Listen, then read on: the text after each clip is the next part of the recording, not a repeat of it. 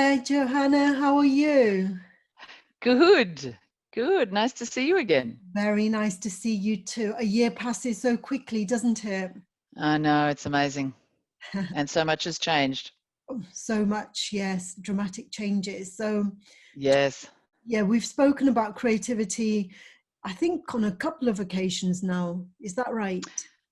Yes, I was trying to remember. I think, well, I certainly recall Definitely one. 2 years ago. Yeah, Yeah, definitely two yeah, years ago. And yeah. did we speak last year as well? I don't think so. I think I had something. I think I remember I had something on, Ah, but yeah. right. Mm, mm. But It's great to see well, you continuing the conference. yes, yeah. My intention when I started was to do at least 5, so this is the 4th one, and Ah, so next year will be the 5th one, and but I foresee this continuing. So this is okay. again an example of emergence. It's like the present Mm, conference, and then things emerge, and although I mean, in a way there is a structure, but at the same time that there isn't a structure, and the the more it creates an impact, the more mm, presence is felt mm. at a deeper Of level, the, and that leads to more yeah, emergence. And so, and yeah, wow. your work on improvisation, that is Yes. very kind of emergent, isn't it? So tell me about Yeah, yeah, your work. definitely. What's emerged over the last couple of years since we spoke? Yeah. Uh, so what's emerged? So yes, I've been working with the improvisation, well, in a number of ways, and at, uh, yeah, I mean, I can't recall what I said last time. I was doing the same theatre practice, which is a fascinating blend of improvisation and personal storytelling, and it's utilized as a kind of a group communication process in an organizational setting, and in a theatre as a a forum for people to communicate, where the basis of it is the improvised moment, in that the audience doesn't know what's going to happen, we don't know what's going to happen, we don't know what stories are going to be shared, we don't know who will speak. There's a team of improvising actors, and we've usually got a theme or a topic we're exploring. uh, and then the facilitator will start engaging with the audience, and then eventually stories emerge, and the actors and musician use improvisation and reflect that in the language of theatre, which is metaphor and expressiveness and movement and spatial relationships and sound. And it's a very, yeah, it's fascinating blend of improvisation and story. Um, So and the things that I then hear I you also, say, sorry, Johanna. Yeah, mm, the key things I hear you say there are like team, group, and relationships, because I think that's an yes, important element of emergence and yes, impact, that it doesn't occur in isolation. Here we're talking, no, when people are engaging in their stories, that story doesn't occur in isolation. It occurs with mm, an audience or with others. It's not just the mm, person on their own. yes, yeah, Really. that's right, exactly. It can feel like that when someone comes forth to speak, because we focus on one storyteller at a time, but it's just so fascinating when they share their story and we reflect it using that language, then all sorts of threads of connection and other people's stories and ideas and feelings emerge from that, like you say, that meeting with that teller, with the actors, with the listening, with the audience, and it's that amazing. I love that process and the dynamics within that, because you never know which way it's going to go. Um, and yet something always emerges. I mean, that's a key principle of improvisation. You have to offer something, of course, something has to happen. And then out of that, if we stay in relationship, other things will emerge. Something will be created. Right. And also Yeah. this thing about presence, it's that when we are on our own, our presence is very different compared with when we are Mm, with another person. You know, mm, the presence of an other transforms our own presence, doesn't it? mm, mm. Yeah. Yeah. Presence is an interesting topic, and I've done a lot of work with presence. Well, through my exploration and training in theatre, that's there's that you know stage presence, or the presence of an actor. I certainly learnt about that very early on, but and also, and I've done a lot of work stemming from that with that's led into leadership development around presence, leadership presence, personal presence, and its impact in terms of communication, which is really fascinating, and there's lots of different layers to it. But then there's also, you hear that term presence, and it'd be interesting to hear from you what is our definition of presence, because there's also oh, his name's escaping me, the mindfulness, he's very well known, and he talks about presence as well, that spiritual sense of presence. And I think sometimes the presence and being present gets a bit merged. I mean, I think they're certainly intertwined, but to me they're kind of distinct elements, being present, if we ever really can be present, and is certainly a part of your presence, and has an influence or an impact in terms of one's presence and then on other people. But yeah, it's like you say, your presence alone and with people is a different experience. It's a very different experience of And emergence. you being, coming from a theatre acting background, full well the difference between the stage presence Mm, and, our authentic presence. Because I meet so yes. many actors and actresses who, when they're not in role, they lack confidence. They are even afraid to speak in public because Mm, they haven't learned to be authentic. They can take on a role. mm, They're great at speaking mm, in public when they're in mm, role, but not when they are mm, being themselves, present mm. as Yeah. an authentic being. So Yeah, yeah, it's interesting that that's the power of a role, stepping into a role, which is a very useful framework for some people. If they're talking about, nerves around, I've done a lot of work coaching in terms of presenting and presentation, and it's a useful frame to think of, well, you're stepping into a role. You know, it doesn't have to be you, but actually then that's one element of it. But then when you start to bring you into that, that's a whole other layer of presence and dynamics in oneself to manage, because there is that level of being seen. I always say that, that very powerful meeting between yourself as a presenter and an audience is being seen by the audience, letting them actually see you, and seeing the audience. That ties into being in the present moment. Whereas, some people get up there, I'm in the role and I do my speech and I speak and then I leave, and I hope that this content lands. And but I then know, when you make that internal shift, because it is an internal shift, really, presence, I noticed that moves into, difference.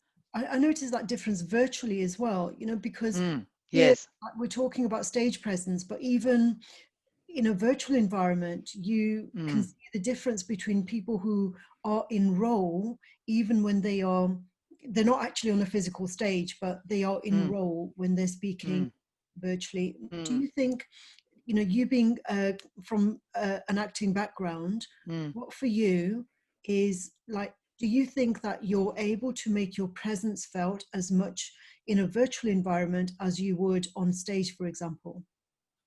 Yeah, well, that's what we're all exploring really now. And that's been a lot of the transition for the work I do. Um, yeah, I mean, yes, definitely, because I believe, and my experience of presence, and my work with presence, in terms of the theatre, in terms of coaching leaders and communicators around presence, and also in terms of I have a practice in meditation. It is a very internal shift away, and I often, an easy way to think about it for me is the shift away from focusing just on task and content into, it shifts into a physical and emotional, spatial even awareness or intelligence. It can be termed as an intelligence, but yeah, there's definitely an internal shift into really harnessing and focusing or engaging one's presence. And you can definitely notice it online as well when people get on and hello everyone, they don't take the time to see anyone, so they're not present in the moment. You can, hi, and blah, blah, blah, blah, blah, straight into content and task. Mm. There's just there's a very subtle shift around being present and its impact on your presence, and also, like you say earlier, the impact on other people's presence in bringing them forward in their, their the fullness of oneself, as much as possible, but into that, away from just thinking and talking, but into feeling and being.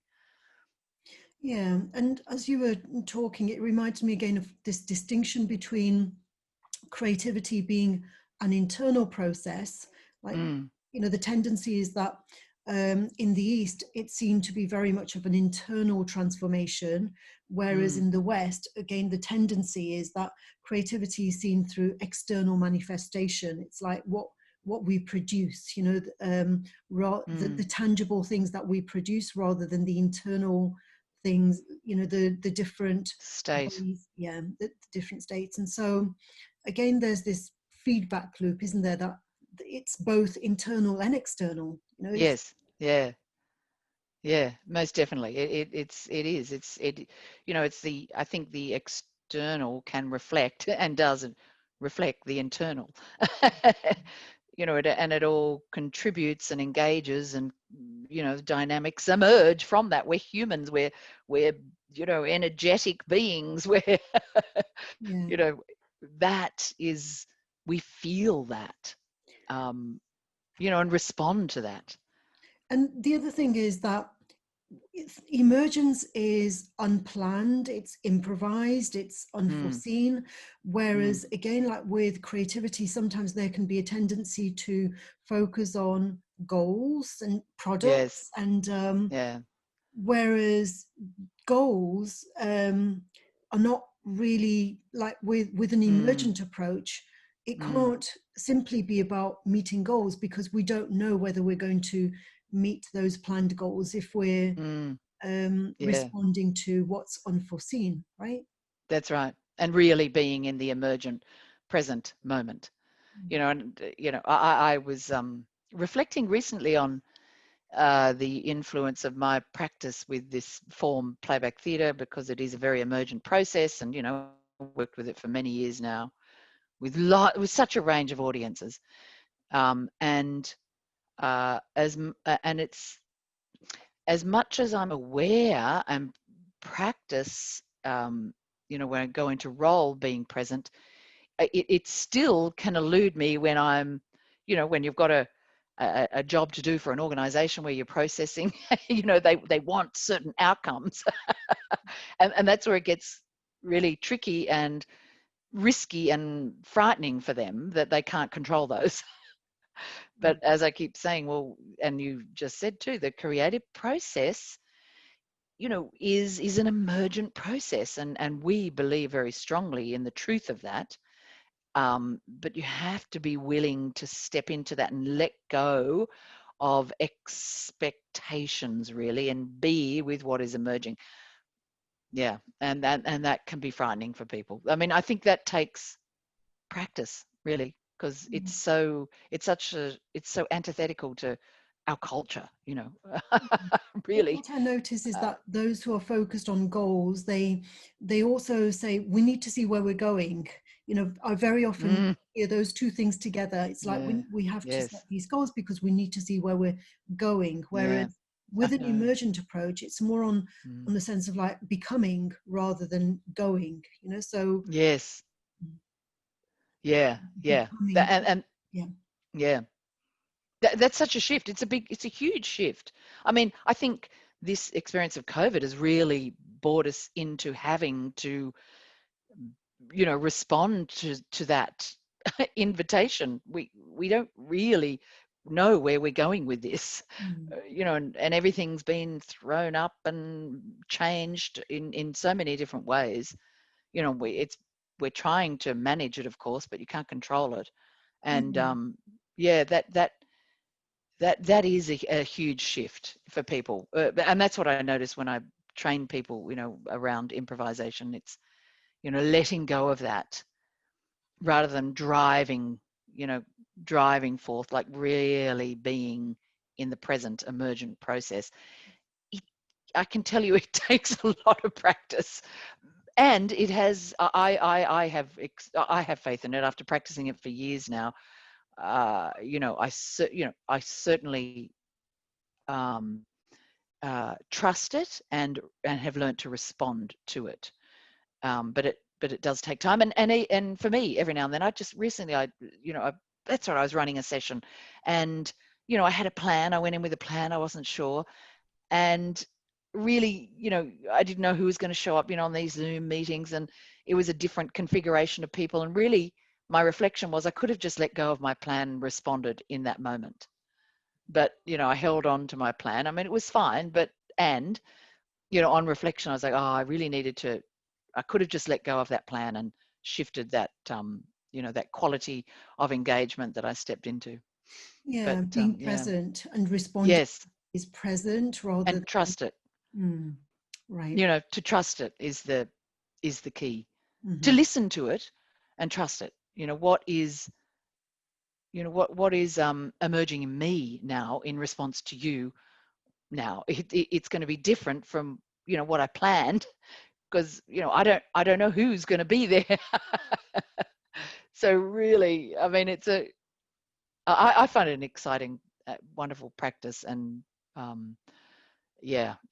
I also work with a form of improvisation that is it's rather than a group process, it's a solo process, where we, as opposed to playback theatre, where we elicit a personal story from someone. In this process, I'm solo and I have nothing except my body Hmm. to initiate something.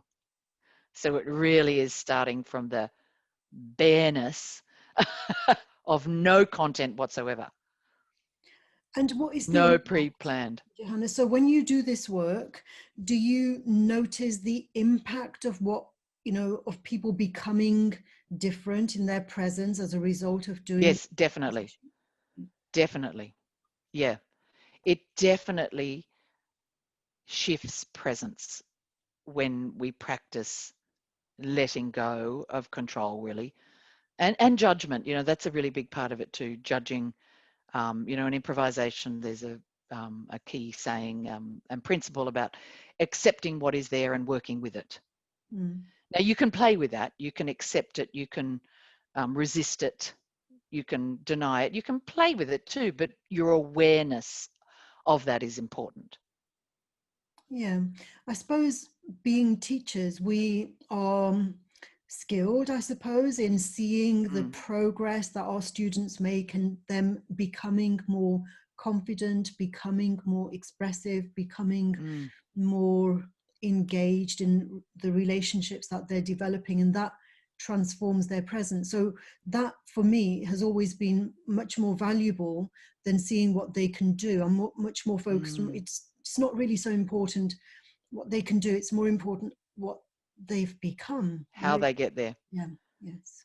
It's the how, isn't it, really? It's the how they get there, and the, well, like in the, you know, creativity, it's always the process.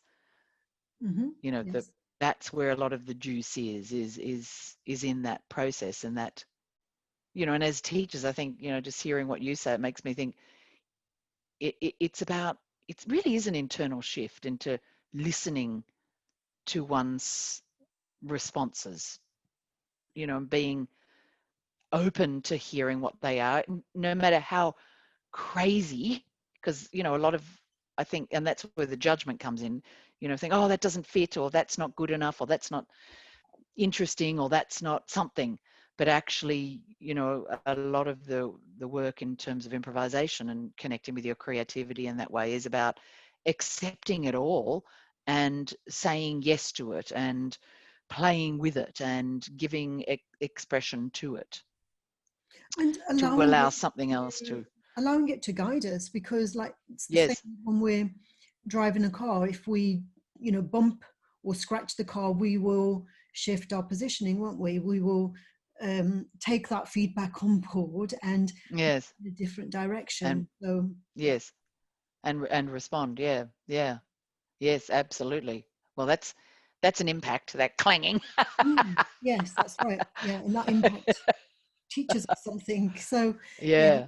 I suppose the learning process, it needs to be emergent, because if we always learnt what we are expected to learn or what is planned for us to learn, that is quite limited. It's when we learn something that wasn't anticipated, it's when we learn that's deeper learning, isn't it?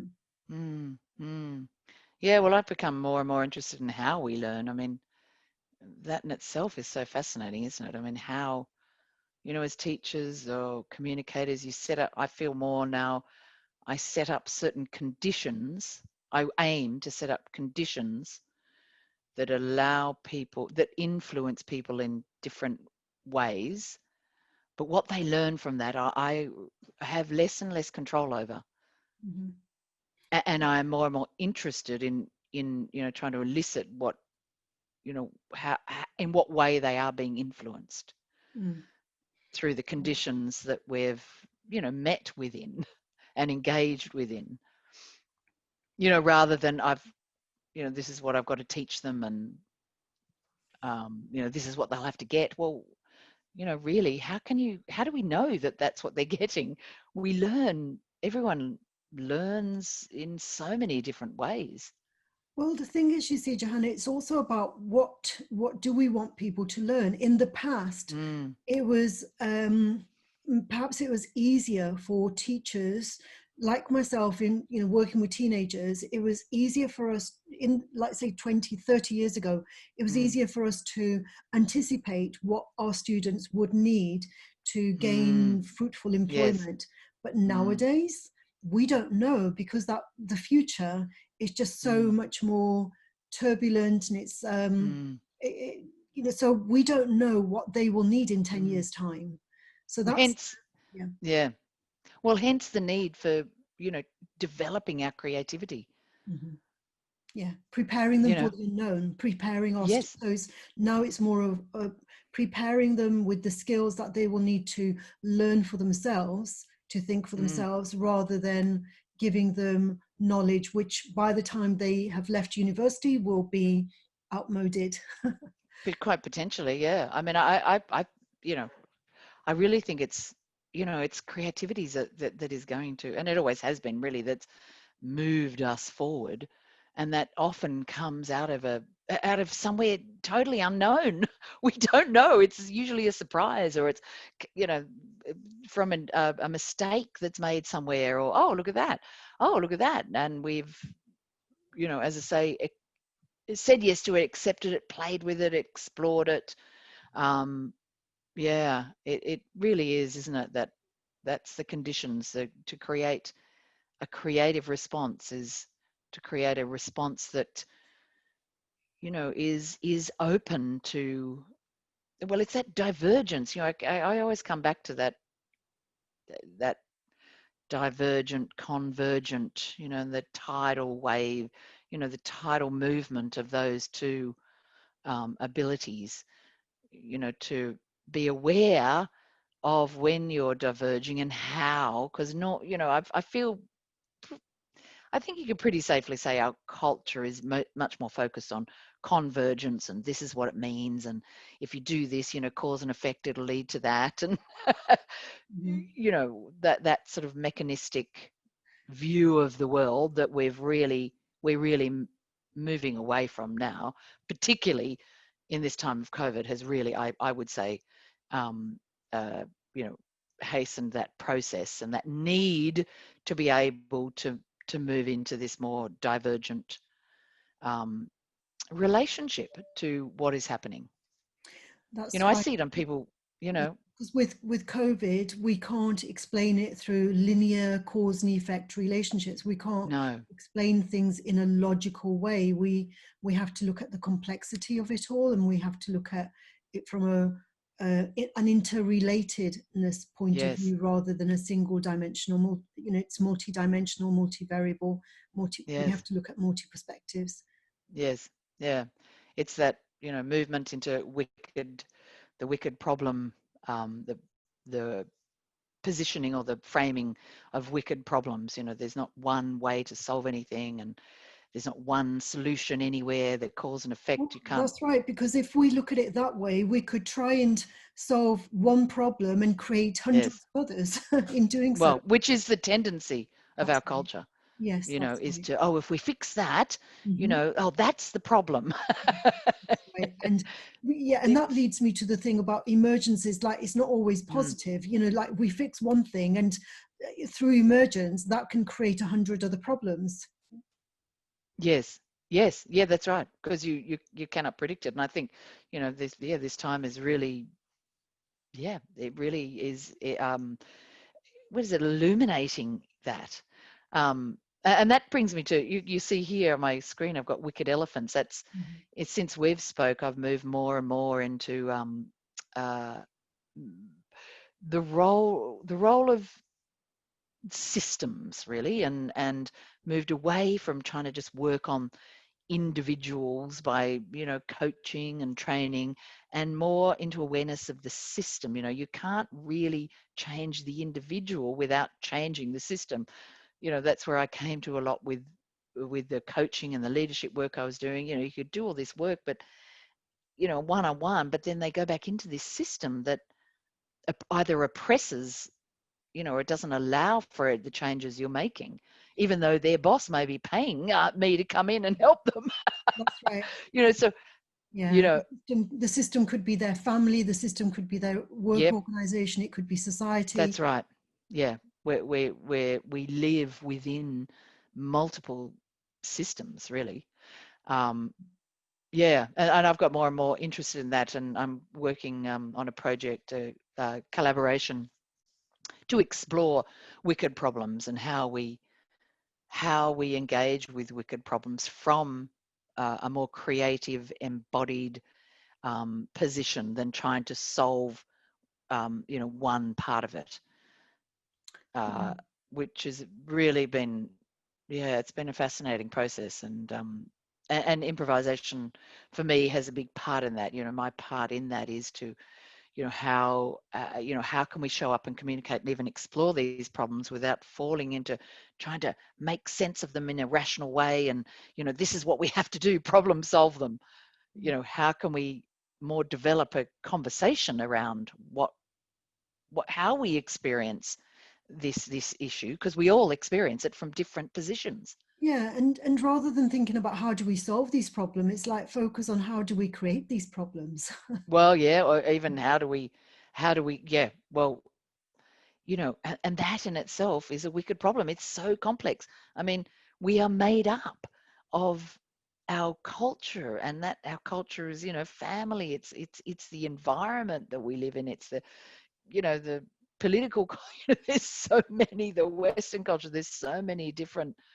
I'm just more and more um, interested and aware that we're not just one thing. We're made up of multiple stories and multiple influences, and even the whole process of being authentic, I think, is like, I don't know how we ever know when we're authentic. I really don't. I really don't. And that's where this practice in improvisation I have really is highlighted, because what is it, just being there on stage with oneself and one's body, and just letting something emerge is, well, what is it that I want to emerge? What is my authentic response in this moment? I don't know. It's a jumble of all sorts of responses. In fact, Yeah. we're not like one, rational. Rational is it's not the complete word I want to say, but one fixed identity. We're made up of multiple voices, and I feel like that's really, where creativity and really, is moving. I mean, has always been really, but has more of a place now, I hope, in this, what's emerging between us. culturally in response to, you know, the changes that, you know, are you know, the impact of COVID in our lives. Okay, great. So, Johanna, just to sum up then, what would you like to say? What do you think is most important for us to be focusing on in terms of creative emergence and making a positive impact? Well, I mean, I would say really for me, it keeps coming back to being in the moment and in relationship, you know, with, and by that I don't, yeah, by that I mean in relationship, you know, relationship in itself is complex, you know, me in relationship to you, in relationship to this screen here. I'm sitting in my room. I can feel my relationship to this room and the space and the chair. I know that sounds, it moves into the complexity of actually being present to that, to us in this moment, rather than what we're thinking and what we're going to say. Does that make sense? It does, yeah. Okay, absolutely. It's you know, it is a practice, and I invite people to surprise themselves and surprise others regularly. Yeah. To you know, to let yourself be surprised and to surprise. Yeah, You know, get off our script. that's There's always another script somewhere where yeah, yep, yep, yeah. yeah. Okay, brilliant. Well, thank you very much, Johanna, and hopefully I'll speak with you again next year, if not before. Hopefully before. Yeah, yeah.